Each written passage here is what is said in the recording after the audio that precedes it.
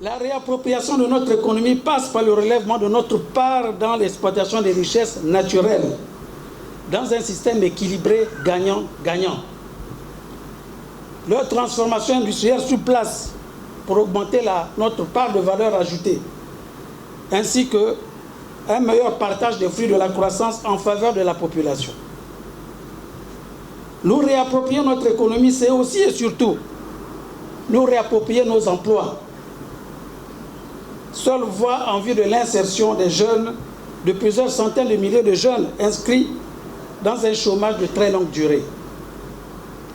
Comment justifier, 60 ans après notre indépendance, et après avoir formé autant de Gabonais et dans toutes les spécialités, le recours systématique à la main-d'œuvre étrangère,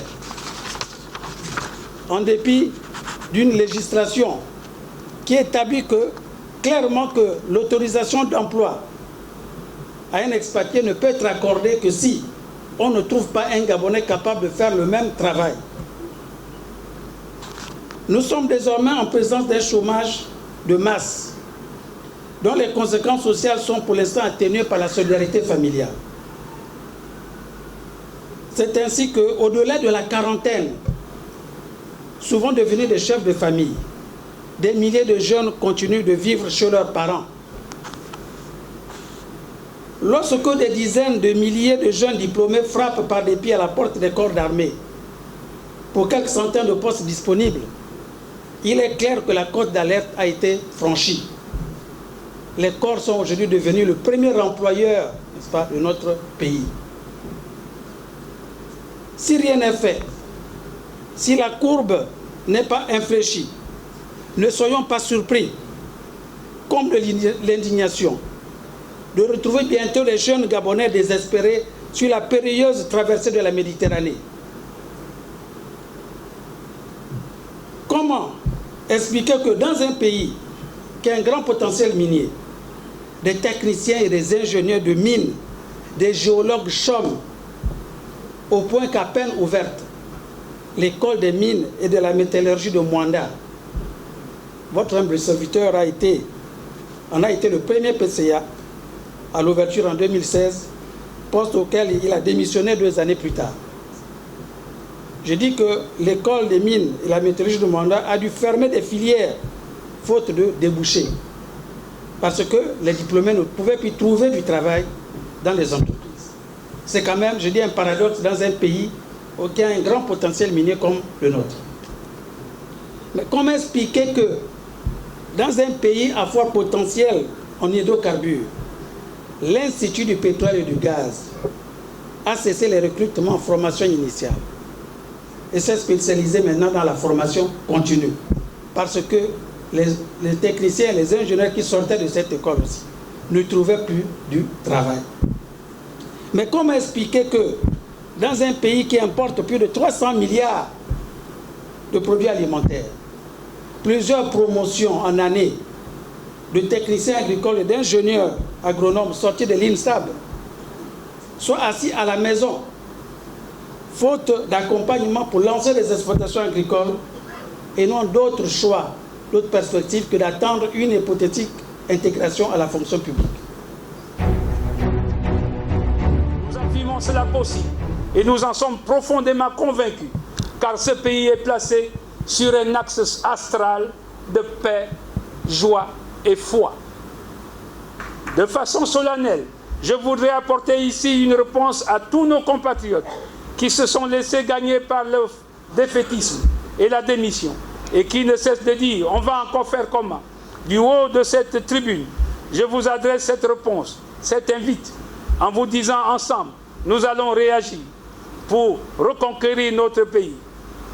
Et je vous demande, chers congressistes et chers invités, de vous lever, puisque je vais passer à une invocation.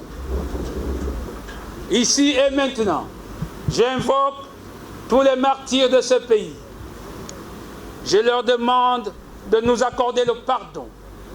J'invoque tous les crimes non élucidés que les Gabonais ont qualifiés de crimes rituels.